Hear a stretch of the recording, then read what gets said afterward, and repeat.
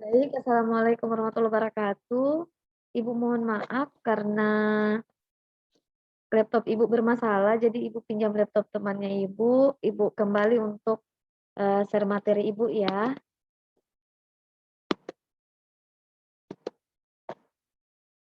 Kalau ini sudah kelihatan materinya ibu? Iya, Bu. Iya, Bu. Sudah ibu. Sudah, Bu. Ya bu. Sudah. Kak Rani, Kak Rani.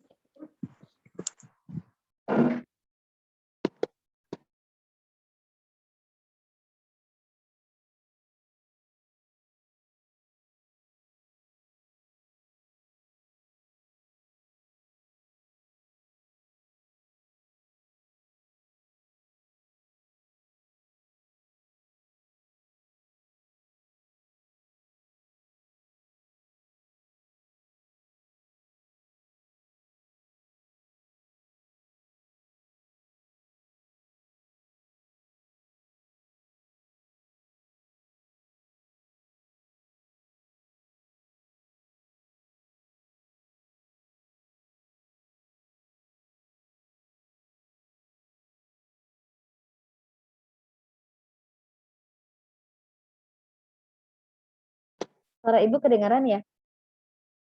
Iya, Bu.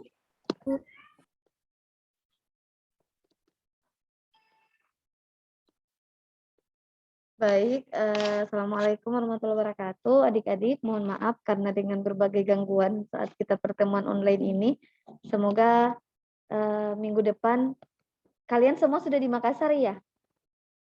Minggu depan kalau sebenarnya sudah diperpanjang lagi untuk kita tidak bisa beraktivitas di tempat umum. Cuman semoga minggu depan atau 2 minggu depan kita sudah bisa tatap muka agar perkuliahan kita, apalagi kalau praktikum sangat setengah mati kalau kita online seperti ini. Baik, mungkin karena di sini masih banyak mahasiswa baru yang mungkin ada beberapa yang belum mengenali ibu, jadi ibu harap beberapa yang belum mengaktifkan kameranya bisa diaktifkan, karena kalau kameranya tidak aktif ibu anggap sebagai kehadirannya tidak ada ya.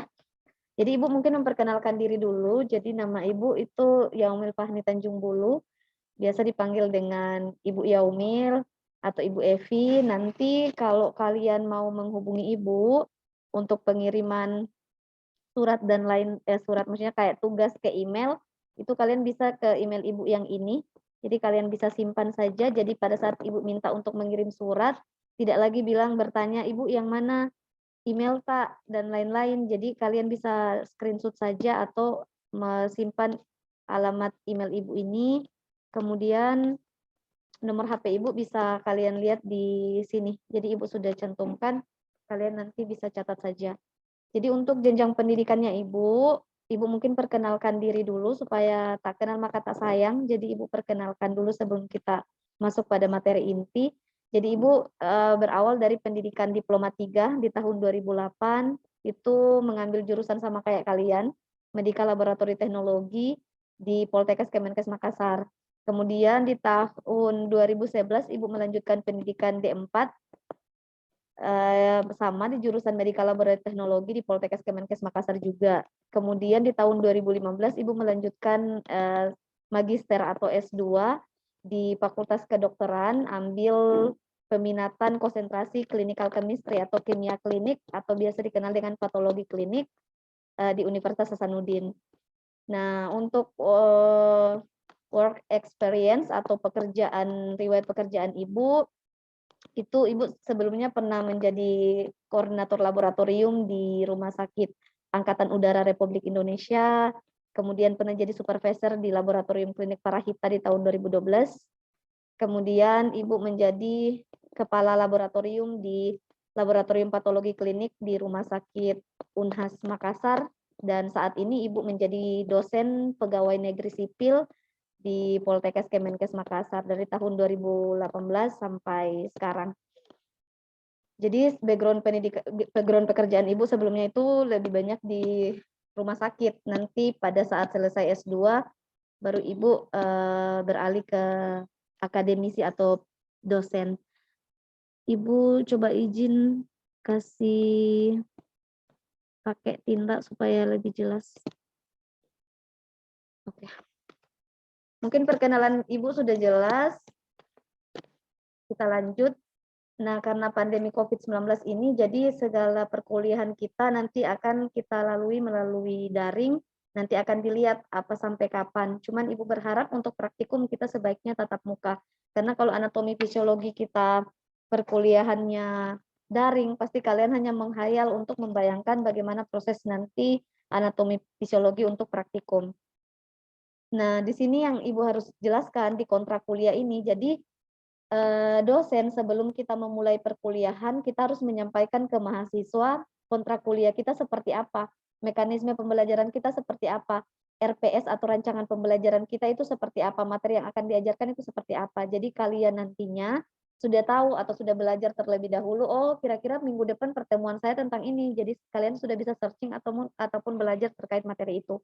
Jadi dalam materi yang akan Ibu bawakan nanti, kegiatan proses belajar mengajarnya kita itu, kalau kita kuliahnya online, kita hanya menggunakan aplikasi Zoom saja. Dan kalau misalnya kita tatap muka ataupun Zoom, nanti kan metode perkuliahannya dua saja, tatap muka ataupun melalui aplikasi Zoom. Nah, perkuliahan yang akan kita lakukan itu dalam bentuk ceramah. Ceramah itu dalam bentuk Ibu seperti ini, menyampaikan materi itu ceramah. Kemudian kita juga bisa akan lakukan diskusi ataupun presentasi tugas dari kelompok ataupun individu dari mahasiswa. Jadi metode perkuliahan kita nanti akan seperti ini yang Ibu jelaskan. Bisa Ibu yang bawa materi atau kalian nanti yang akan bahas di diskusi. Nah, untuk penugasan dari Ibu, metode penugasannya bisa dari mandiri, jadi tugas mandiri ataupun tugas kelompok. Nah, untuk tugas mandiri ataupun kelompok bisa dalam bentuk reparat, bisa dalam bentuk makalah, bisa dalam bentuk paper, atau kalian baca jurnal dan lainnya. Jadi kalau baca jurnal atau beda jurnal itu nanti kalian akan Ibu undi atau lot seperti itu. Siapa yang akan naik nanti presentasi jurnal, dalam presentasi jurnal kalian akan presentasi jurnal bahasa Inggris. Jadi dalam classroom kita itu tidak ada pakai bahasa Indonesia. Tanya jawab ataupun presentasi kita menggunakan bahasa Inggris di saat materi baca jurnal ini. Kemudian dalam proses pembelajarannya Ibu itu student center learning. Jadi pusat pembelajaran berpusat pada mahasiswa. Jadi Ibu hanya menjadi seperti fasilitator yang akan mengarahkan kalian. Jadi lebih banyak mahasiswa yang proaktif, yang aktif dalam pembelajaran ini. Karena dalam pembelajaran yang Ibu terapkan itu student center learning. Kemudian untuk mata kuliah anatomi fisiologi, kurang lebih deskripsi mata kuliah yang akan kita dapatkan yaitu lebih pada konsep dasar anatomi fisiologi tubuh untuk manusia. Jadi mungkin Pak Askar sudah masuk tadi pagi ya? Iya, Bu. Jadi nanti Pak Askar mungkin lebih menjelaskan ke teorinya, nanti Ibu lebih praktikum ke ATLM-nya. Kalau Pak Askar lebih ke anatomi fisiologi secara keseluruhan, secara teori. Nah, namun di sini Ibu sedikit menyinggung, walaupun misalnya Pak Askar sudah jelaskan, jadi kalau kita berbicara tentang anatomi fisiologi yang perlu kalian tekankan, jadi harus kalian tahu dulu bahwa anatomi fisiologi itu sebenarnya berasal dari bahasa Yunani, jadi berasal dari bahasa Yunani yang diartikan itu membuka atau membuka suatu potongan. Sehingga kalau kita berbicara tentang anatomi fisiologi, biasanya itu kalau di kedokteran atau kita praktek langsung, kita biasanya melakukan bedah pada mayat untuk melihat organnya langsung. Nah, makanya di bahasa Yunani diartikan membuka suatu potongan. Jadi anatomi itu bisa diartikan sebagai suatu cabang ilmu yang mempelajari bagian dalam atau bagian luar dari struktur tubuh manusia. Jadi kalau kalian mendengar kata anatomi, berarti tentang struktur tubuh. Itu saja kata kuncinya. Struktur tubuh dari manusia. Sedangkan kalau fisiologi berarti lebih ke fisiknya. Namun kalau anatomi fisiologi dapat diartikan seperti ini. Nanti kalian bisa baca saja. Cuma kalau kalian lebih mendengar apa itu anatomi, anatomi adalah lebih kepada strukturnya. Misalnya kalian mempelajari tentang struktur dari saluran sistem pencernaan.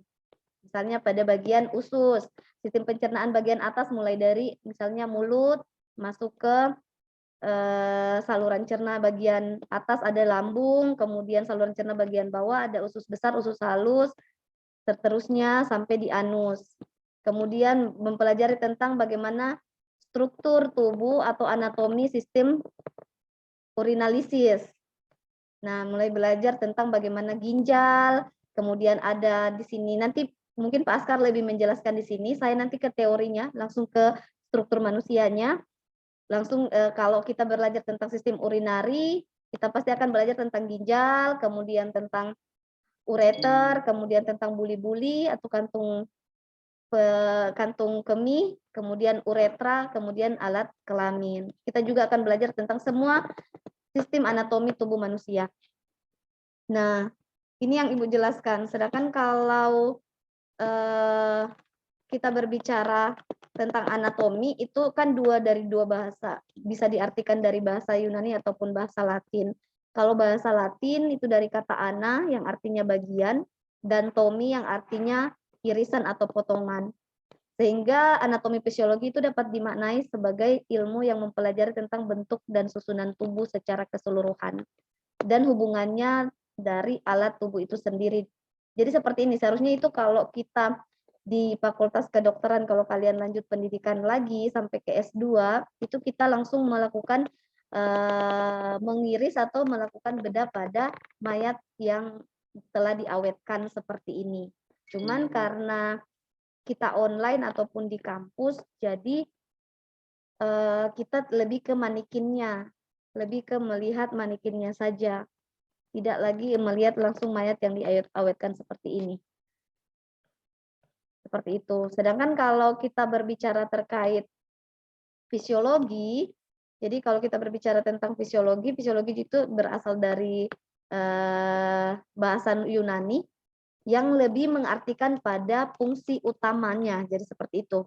Jadi kalau anatomi tadi lebih ke bentuk dan strukturnya, sedangkan kalau fisiologi, kalian mendengar kata fisiologi itu lebih mempelajari tentang bagaimana suatu organisme itu melakukan fungsi tubuhnya. Seperti itu. Misalnya sistem reproduksi, bagaimana sih fungsi organ? Misalnya organ di ovarium untuk perempuan, uterus, bagaimana fungsinya? Kalau kita berpelajari tentang sistem urinaria, bagaimana sih fungsi dari ginjal, sehingga bisa merubah dari darah itu menjadi air kemih. Jadi kita akan mempelajari seperti itu nantinya di pertemuan berikutnya. Ibu baru kontrak kuliah, jadi masih memberikan gambaran besar. Jadi kalau kita berbicara, jadi sehingga dalam suatu konsep anatomi fisiologi, nah, yang kalian harus tahu, kalau kalian dengar kata fisiologi, berarti itu keadaan normal. Kalau patologi, berarti keadaan abnormal. Jadi kalau anatomi fisiologi, berarti kalian mempelajari suatu keadaan normal dari tubuh manusia. Kalau anatomi patologi, patologi anatomi, ada patologi, berarti itu keadaan abnormal dari tubuh. Jadi kalau anatomi fisiologi normal, kalau ada fisiologi, kalau patologi itu berarti kelainan atau abnormal. Sehingga kalau kita di laboratorium nanti akan kita kenal laboratorium patologi klinik, berarti patologi berarti abnormal. Klinik berarti klinis yang abnormal. Selain laboratorium patologi klinik, kita akan mengenal lagi namanya patologi anatomi. Berarti kalau patologi anatomi berarti ada kelainan pada struktur anatomi, yaitu entah struktur ginjalnya, struktur hatinya, struktur splennya, dan lain-lain. Makanya kalau di laboratorium patologi anatomi yang kita temukan adalah memeriksa jaringan-jaringan kanker, jaringan-jaringan tumor. Kalau kalian di lab patologi anatomi nanti akan memeriksa misalnya ada kanker payudara, tumor mamae yang payudaranya membesar. Berarti kita akan melihat struktur anatomi yang patologi di bagian payudaranya. Nanti kalau kalian sudah kuliah langsung bisa ada atau tingkat berikutnya kalian akan mempelajari terkait patologinya. Kalau tingkat awal kalian masih mempelajari fisiologinya, jadi yang normalnya dulu. Pelajari dulu bentuk normalnya, baru kalian lihat yang abnormalnya nanti. Jadi kalau kali ini Ibu masih mengajarkan kalian anatomi fisiologi, berarti anatomi normal dulu. Nanti semester berikutnya kalian akan mempelajari patologi anatomi. Jadi anatomi yang sudah abnormal. Nah, seperti Ibu jelaskan tadi, kalau kita berbicara anatomi berarti strukturnya, sedangkan kalau fisiologi berarti dalam bahasa Latin itu berarti dari kata fisis atau cara kerja, lebih ke cara kerja. Jadi ilmu yang mempelajari tentang mekanisme fungsi kerja dari tubuh manusia, itulah fisiologi. Sehingga ada teori yang dikeluarkan bahwa semua fungsi yang spesifik dibentuk dari struktur yang spesifik. Kalau kita berbicara tentang struktur berarti anatominya, berbicara tentang fungsi berarti fisiologinya. Ini bisa keluar nanti di ujian final. Jadi kalian harus pahami kalau suatu tubuh menjalankan fungsi yang normal berarti itu fisiologi. Tapi kalau kalian berbicara tentang struktur anatomi berarti itu, kalau berbicara tentang struktur organ berarti itu anatomi. Jadi harus itu prinsip dasar dulu kalian pahami baru kita masuk ke prinsip berikutnya. Nah, nanti lebih mendalam lagi terkait anatomi akan kita masuk ke pertemuan berikutnya karena hari ini Ibu hanya kontrak kuliah saja dulu. Jadi baru pertemuan perkenalan dulu dengan kalian. Nah, untuk substansi kajian yang akan kalian lewati nanti bersama Ibu di mata kuliah ini itu kurang lebih ada 14 kali pertemuan ya. Ini kalian perlu catat, tapi nanti Ibu bagikan slide-nya. Dan pertemuan kuliah ini nanti akan Ibu upload di link Zoom, link YouTube. Jadi kalian bisa nonton kembali kalau yang tidak sempat hadir. Nah, jadi substansi kajian yang akan kita pelajari selama pertemuan anatomi fisiologi ini kurang lebih substansi kajian untuk anatomi fisiologi praktikum. Nanti karena Ibu nanti yang akan bertemu dengan kalian di praktikum. Di teori nanti Pak Askar. Jadi Pak Askar lebih mengajarkan kalian anatomi fisiologi secara teoritis, Ibu lebih berhubungan dengan ATLM-nya, anatomi fisiologi untuk proses membantu kalian dalam proses pengambilan spesimen nanti. Misalnya kalian mau ambil spesimen sampel nasofaring kayak swab. Sekarang kan kalian tahu COVID banyak di swab PCR. Nah, kalian harus tahu nih bagaimana teknik swab, harus tahu berarti anatomi saluran pernapasan, jadi harus tahu bentuk hidung itu seperti apa, daerah mana yang diambil. Nah, itu nanti Ibu yang ajarkan. Kalau Pak Askar lebih ke keseluruhan secara teoritis. Ibu nanti langsung lebih ke teknik ATLM-nya. Misalnya contoh lagi, kalian mau ambil swab mata misalnya, apa di mata yang akan diambil. Nah, itu Ibu nanti yang ajarkan ya.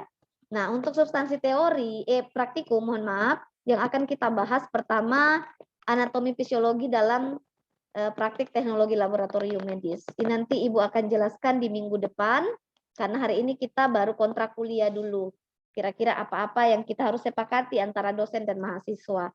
Kemudian pertemuan berikutnya kita akan membahas tentang sistem peredaran darah atau anatomi pembuluh darah, berkhusus pada anatomi arteri dan vena. Kenapa kita harus membahas ini? Karena ATLM, khususnya D3 itu banyak turun di laboratorium untuk flebotomi atau pengambilan darah di lab. Maka kalian harus mahir nih, bagaimana anatomi sistem peredaran darah. Kira-kira darah untuk memperoleh darah yang baik, kita harus menggunakan pembuluh darah yang mana nih untuk disuntik, untuk dimasukkan jarumnya. Nanti Ibu akan mengajar teknik-teknik dalam mempelajari anatomi untuk pembuluh darah, vena ataupun arteri dalam pengambilan darah. Kemudian Ibu akan mengajarkan kalian terkait anatomi fisiologi darah dan komponen darah. Nah, ini harus kalian tahu. Darah itu bagaimana bentuknya, dia dibentuk di mana. Itu kalian harus tahu. Nah, ini nanti akan Ibu ajarkan. Anatomi fisiologi darah dan komponen darah. Mungkin Ibu akan ajar lebih ke hematopoiesis atau proses-proses pembentukan darah dan anatomi darah. Kemudian ada sistem di sini, setelah itu Ibu akan masuk ke bagian sistem pernapasan. Kita akan mempelajari bagaimana struktur hidung dan faring.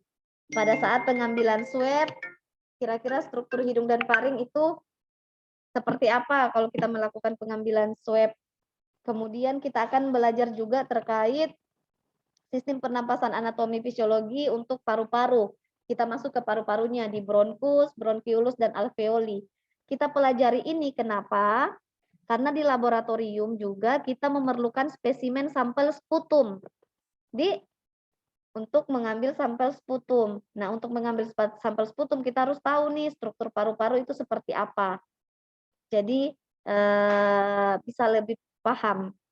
Kemudian anatomi fisiologi mulut dan kelenjar saliva terkait pengambilan sampel air ludah. Itu kita biasa pemeriksaan menggunakan sampel saliva. Kemudian kita akan mempelajari juga terkait anatomi rektum, anatomi fisiologi organ reproduksi pria, wanita, sistem perkemihan atau urinaria. Kemudian akan mempelajari anatomi fisiologi kulit dan membran mukosa karena kita biasanya di laboratorium mengambil sampel kerokan kulit. Jadi maka kita harus memahami terkait ini. Kemudian anatomi fisiologi mata, anatomi fisiologi telinga, dan anatomi terkait fisiologi endokrin dan hormon. Karena di laboratorium itu kita sering melakukan pemeriksaan terkait dengan hormon, misalnya hormon tiroid dan lain sebagainya. Dan untuk 14 substansi kajian ini nanti akan Ibu minta ketua tingkat. Di sini ketua tingkatnya siapa ya? Saya, Bu. Yang mana? Saya, Bu. Miftahul Jannah ya? Iya, Bu. Ya, nanti Miftahul mungkin bagi kelompok. Nanti akan ada kelompok, mungkin kalau materi ini yang pertama, yang kedua, yang ketiga, itu Ibu yang akan bawakan.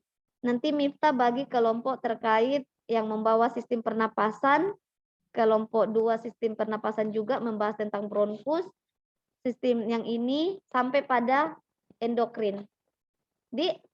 Jadi Miftah bagi mulai dari sistem pernapasan. Untuk 3 ini pertemuan sampai ketiga Ibu akan bawa. Pertemuan ini kita diskusi dengan presentasi kelompok. Nanti Miftah bagi kelompok sesuai dengan jumlahnya, bahagi dengan jumlah kelompok ini. Minta tolong ya Miftah. Iya, Bu. Terima kasih. Nah,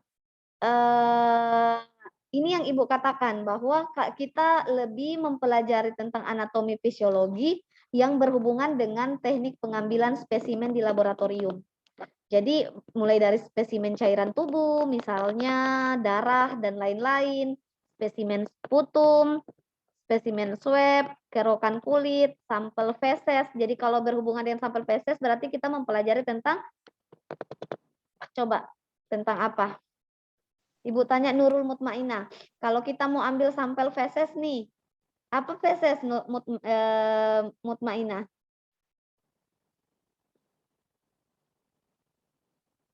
Coba, atau Mu'alim lah, Mu'alim Hidayat. Apa Mu'alim Hidayat tahu tentang feses? Ibu, feses itu adalah memeriksa sampel pada kotoran manusia. Oke. Nah, Rial, kalau kita berbicara tentang sampel feses, itu kira-kira mempelajari tentang sistem anatomi apa? Pencernaan, Bu. Oke, ya baik. Jadi anak D4, D3 ini pintar-pintar tahu. Jadi kalau kita nanti akan membahas terkait sampel feses, untuk teknik pengambilan sampel feses, maka kita akan mempelajari terkait saluran cerna. Jadi nanti pembahasan praktikum lebih ke situ. Jadi kalau untuk ambil sampel darah, berarti kita akan mempelajari terkait peredaran darah, jantung dan peredaran darah.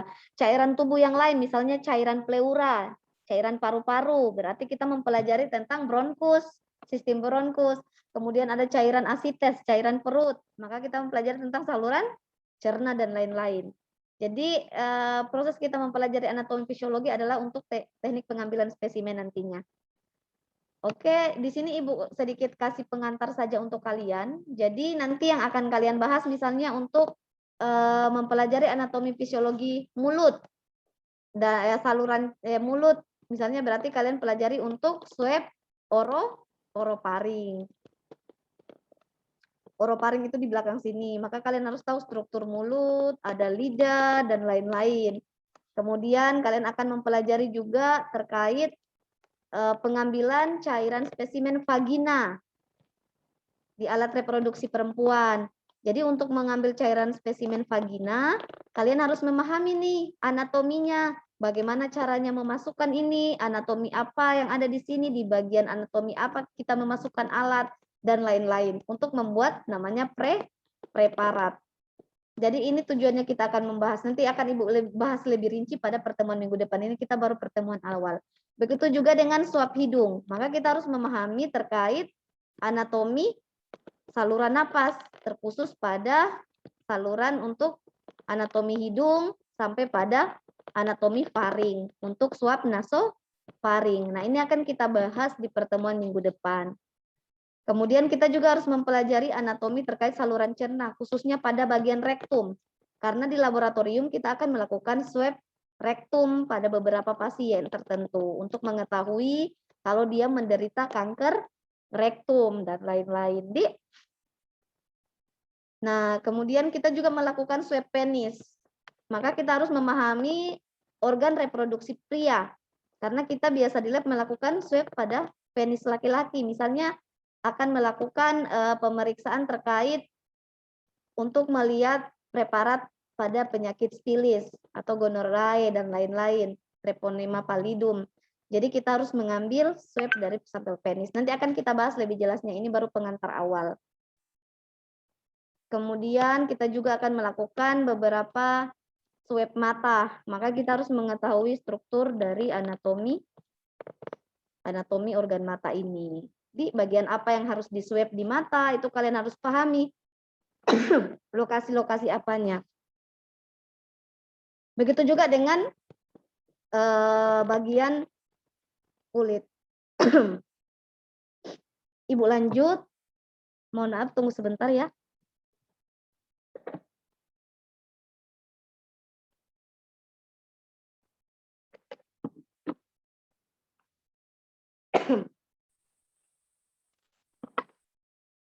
Ya, kita lanjut. Kemudian, mohon maaf, Ibu lagi batuk-batuk. Mohon maaf untuk terkait penilaian, karena Ibu baru habis pasca COVID, jadi masih batuk-batuk. Untuk penilaian di dalam mata kuliah Ibu, kalian harus mengikuti pola ini. Jadi, Ibu lebih mengambil nilai tertinggi ada di bagian kehadiran. Jadi kalau kalian hadir selama 40% dari pertemuan yang Ibu berikan, maka kalian di sini sudah bisa minimal dapat nilai C.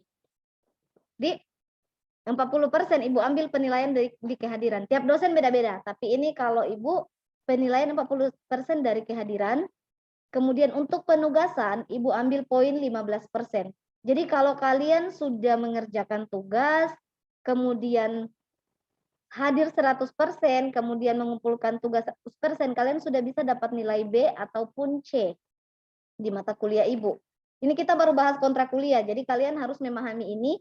Jadi saat misalnya Ibu kasih kalian nilai D atau C, tiba-tiba kalian sudah kumpul semua nilai, misalnya kalian masuk terus, kemudian tugas kalian kumpul semuanya. Tiba-tiba Ibu kasih kalian nilai D, kalian bisa komplain ke Ibu. Bu, kenapa saya dapat D? Sedangkan tugas saya kumpul semua, kemudian saya hadir 100%. Makanya perlu ada kontrak kuliah supaya mahasiswa itu bisa tahu bagaimana teknik penilaian dosen, materi apa yang akan disampaikan. Kemudian, untuk ujian tengah semester, Ibu mengambil nilai 20% atau UTS atau kita kenal dengan MIT. Jadi kalau kalian sudah ikut 100% mata kuliah Ibu, kemudian mengumpulkan tugas 100%, nilai UTS-nya kalian itu bagus, maka kalian sudah pasti dapat A atau B di mata kuliah Ibu. Jadi nilai UAS atau ujian akhir atau final itu hanya menunjang saja. Jadi saat ujian MIT-nya kalian rendah bisa ditunjang dengan memperbaiki nilai ujian akhir semester kalian. Jadi sebenarnya Ibu mempermudah mahasiswa untuk bisa dapat nilai A, tergantung dari kalian. Jadi cukup hadir saja di mata kuliah Ibu, mengumpulkan tugas dengan baik, kalian sudah bisa mendapatkan nilai B minimal. Jadi Ibu meringankan kepada kalian untuk memperoleh nilai baik, yang penting hadir saja. Jadi Ibu menghargai kalian paham ataupun tidak kan bisa belajar. Yang penting kalian hadir saja, berarti ada kalian punya niat untuk belajar mata kuliah anatomi fisiologi. Kemudian dalam proses absensi Ibu tidak mengirimkan link absensi. Tapi Ibu merekap absensi kalian saat kalian Zoom meeting seperti ini. Jadi mulai dari sekitar 5 menit akhir perkuliahannya Ibu, kalian bisa menuliskan nama dan NIM di menu chat di Zoom meeting. Mulai dari sekarang kalian bisa menuliskan nama dan NIM, kirim di menu chat untuk terkait kehadiran kalian. Nanti Ibu yang akan rekap. Jadi silakan. Kemudian untuk tata tertib, ini juga kalian harus perlu tahu tata tertib yang Ibu buat ada dalam bentuk dua, ada online dan offline. Untuk online, ini harus kalian pahami bahwa mahasiswa harus masuk ruang Zoom Ibu itu 5 menit sebelum waktu kuliah dimulai. Jadi apabila terlambat, Ibu masih memberikan toleransi 10 menit setelah Ibu ada di dalam ruang Zoom. Kemudian bila ingin izin ke toilet, itu kalian bisa mengklik raise hand yang ada di aplikasi Zoom kalian, atau langsung mengaktifkan audionya, suaranya untuk meminta izin langsung ke dosen. Kemudian mahasiswa yang sakit, itu menunjukkan surat keterangan sakit dari dokter, yang dikirim langsung ke dosen ataupun ketua tingkat melalui WA. Jadi kehadiran itu minimal 75%. Kemudian selama perkuliahan, Ibu tidak mengizinkan kalian memakai bukena. Banyak itu mahasiswa saat melakukan perkuliahan online, dia hanya menggunakan bukena kemudian kuliah. Kita kuliah seperti normal, jadi upayakan kalian berpakaian rapi dan sopan. Jadi kayak Widya Awalinda ini bagus. Jadi dia pakai background segala, ada buku-bukunya di belakang. Jadi Widya ini sudah siap untuk kuliah. Jadi upayakan kayak juga Sisilia. Jadi rapi kalau kuliah. Yang paling rapi lagi siapa ini? Muhammad Nur Amin. Itu juga pakai kemeja dengan rapi. Jadi kalau kuliah kalian tetap harus menggunakan baju yang rapi dan sopan. Kemudian selama perkuliahan itu Ibu tidak minta mengoperasikan handphone atau melakukan aktivitas selain mendengarkan mata kuliah selama mata kuliah berlangsung. Kemudian kamera video dalam platform kalian harus aktif, suaranya di-mute kecuali ingin bertanya. Nah, ini kontrak kuliah yang Ibu buat dengan kalian. Jadi sama-sama menyepakati, kalau kalian tidak menyepakati ini, berarti Ibu anggap kalian melanggar dari kontrak perkuliahan kita. Kemudian Ibu tidak mengizinkan adanya ujian susulan atau perbaikan. Jadi saat ada ujian UAS ataupun UTS, kalian nilainya mau dapat 30 atau 20, Ibu tidak ada ujian susulan. Jadi upayakan pada saat ujian UTS dan UAS, kalian betul-betul sudah siap. Kecuali susulannya ada dua. Ada berita duka, kedukaan keluarga, ataupun kalian dalam keadaan sakit, atau keluarga dekat kalian sakit, dalam artian orang tua ataupun saudara kandung. Kalau hanya om dan tante, itu tidak bisa ditoleransi. Tapi kalau misalnya yang dekat kakek, nenek, ibu, ayah, kemudian saudara kandung, itu kalian bisa mengikuti ujian susulan. Tapi kalau terkait perbaikan nilai yang tidak baik, misalnya rendah, itu tidak dilakukan ujian susulan. Kemudian waktu kumpul tugas, Ibu masih memberikan toleransi sehari dari tanggal ditentukan. Misalnya kalian ada tugas reparat ataupun jurnal, dikumpul tanggal 2 terakhir. Berarti kalau kalian belum selesai, terakhir itu tanggal 3. Untuk pengumpulan tugas langsung ke email Ibu yang Ibu tampilkan di slide tadi. Kemudian itu tata tertib untuk kita kuliah online. Kalau kuliah offline, karena Ibu lebih ke praktikum, maka tertibnya Ibu lebih ke bagian praktek. Kalau Pak Askar ke teori. Nah, untuk praktikum, bisa kalian lihat mahasiswa yang akan melakukan praktikum menaati protokol kesehatan untuk pencegahan COVID. Jadi minimal menggunakan APD level 1. Jadi mohon maaf, APD level 2. Di sini masih yang belum upgrade, jadi APD level 2. Jadi kalian menggunakan, kalau APD level 2, tutup kepala, handscoon, gaun, atau jas lab, kemudian face shield. Kalau tidak face shield berarti kacamata, masker.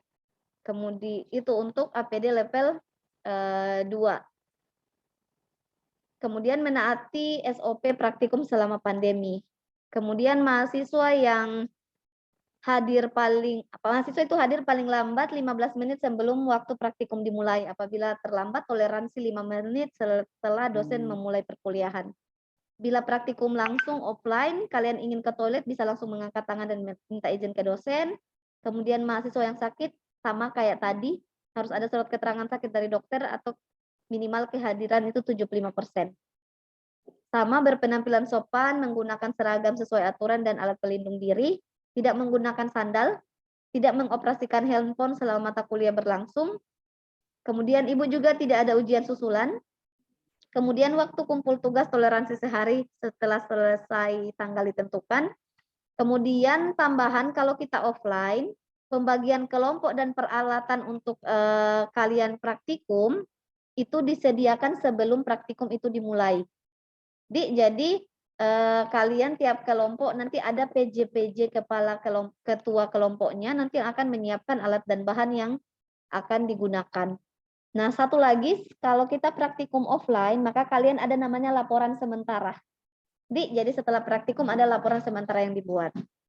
Nah, ini mungkin SOP terkait, ini kan di sini Ibu katakan bahwa melakukan sesuai SOP praktikum selama pandemi COVID.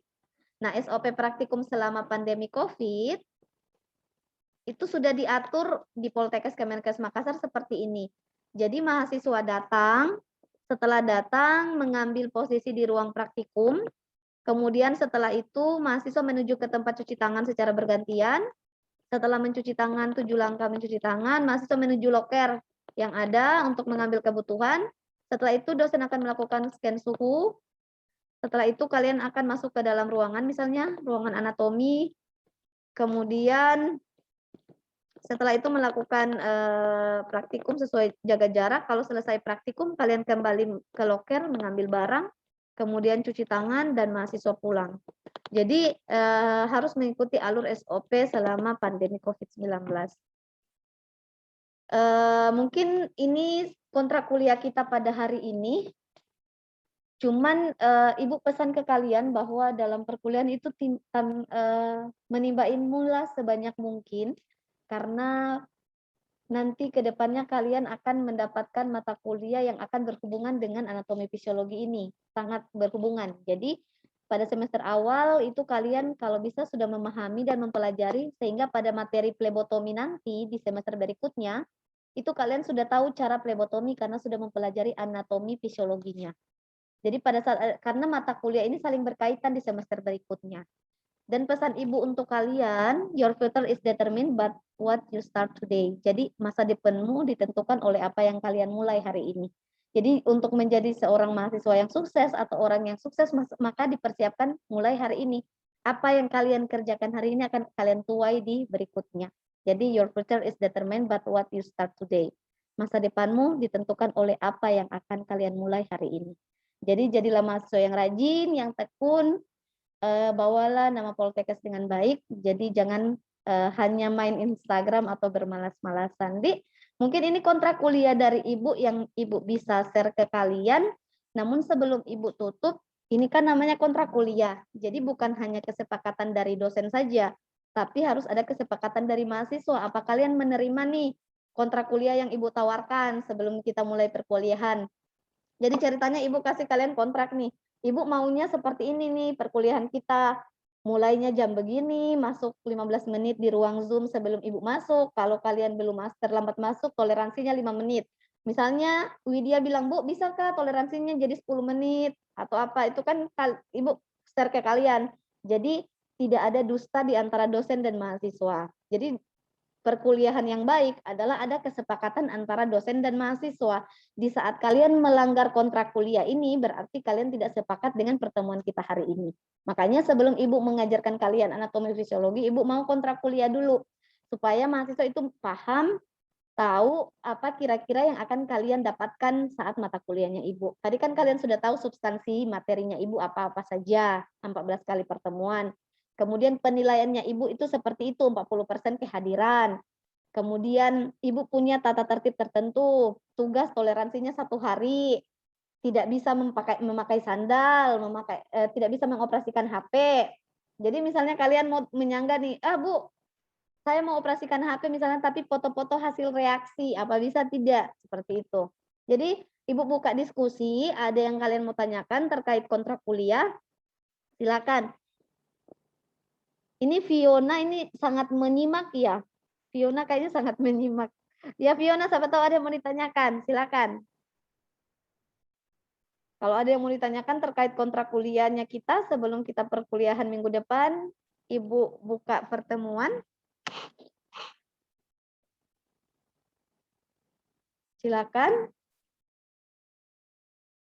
Tidak ada atau sudah sepakat, berarti semua sudah sepakat dengan kontrak kuliah yang Ibu buat.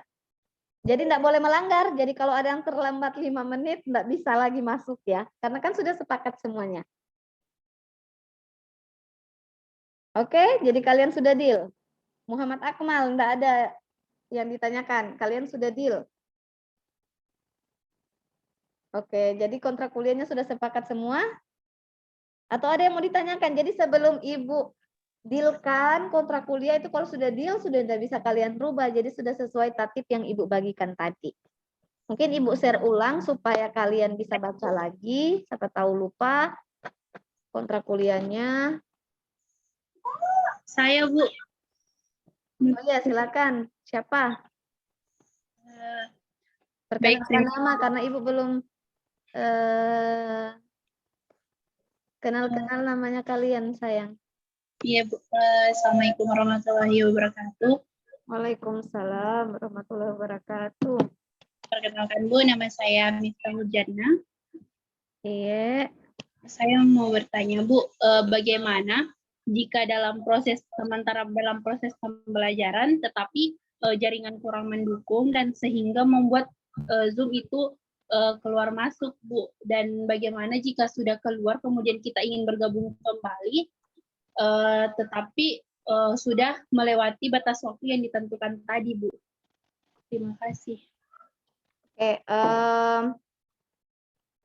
sebenarnya kalau Zoom-nya kalian untuk keluar masuk karena jaringan, itu kalian bisa langsung WA di WA Group. Jadi informasikan di WA Group, bilang, Bu, di WA bahwa saya tidak bisa melanjutkan perkuliahan karena tiba-tiba mati lampu misalnya, atau jaringan tidak bisa. Nah, pertemuan kita ini kan Ibu akan upload nanti di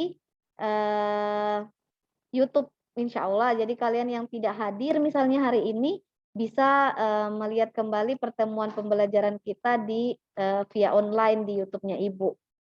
Ibu kembali ke kontrak kuliah, siapa tahu kalian ada lupa. Seperti itu, jadi bilang saja di grup WA. Jadi kalau ini kalian sudah sepakati tatip online dan tatip offline, berarti kita sudah sepakat untuk kontrak kuliah kita seperti ini, Tidak ada lagi yang keluar dari kontrak kuliah ini.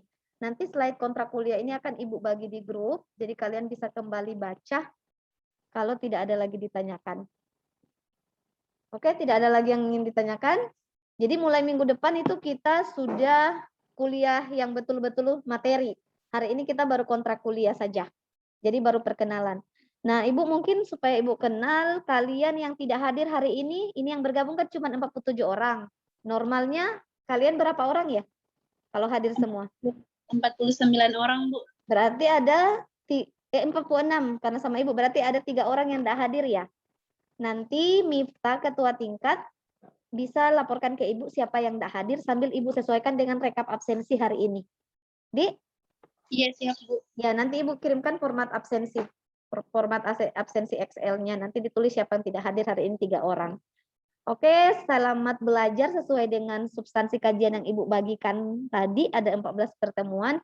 Nanti minggu depan itu kita betul-betul sudah membahas materi. Jadi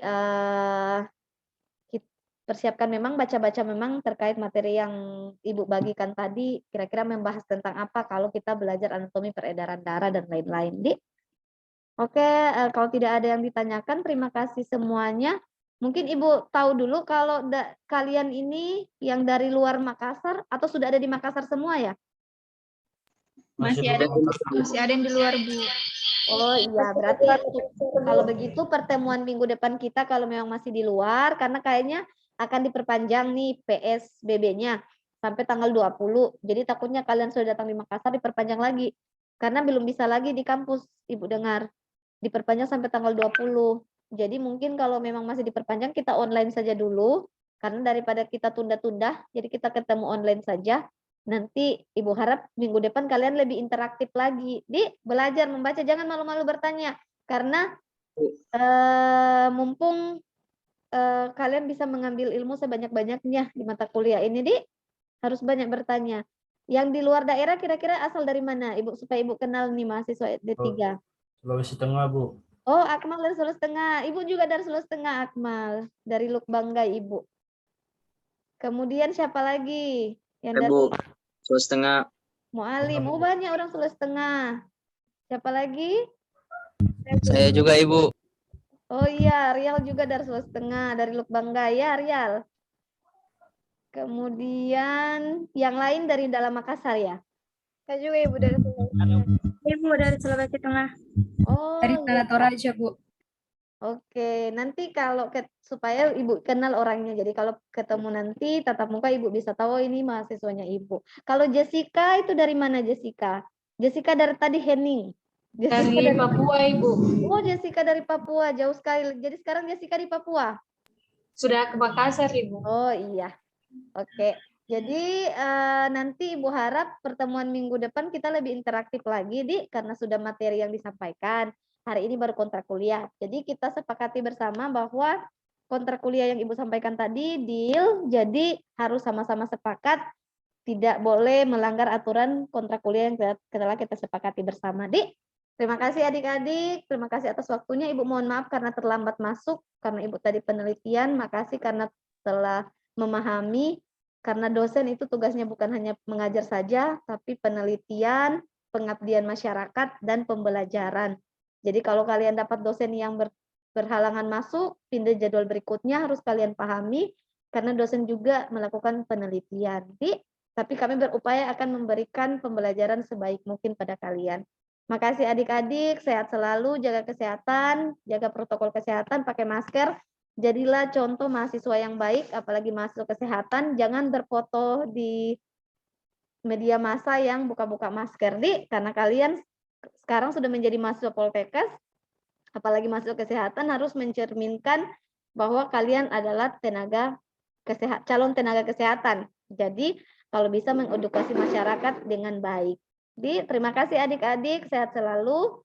Usikum nafsi bitaqwaullah, Ibu tutup pertemuannya. Usikum nafsi bitaqwaullah, wallahu musta'an fastabiqul khairat.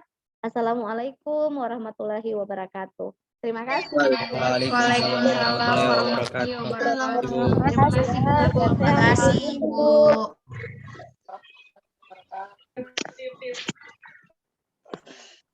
Ibu Liv ya, Ibu N meeting. Terima kasih ya, Dek.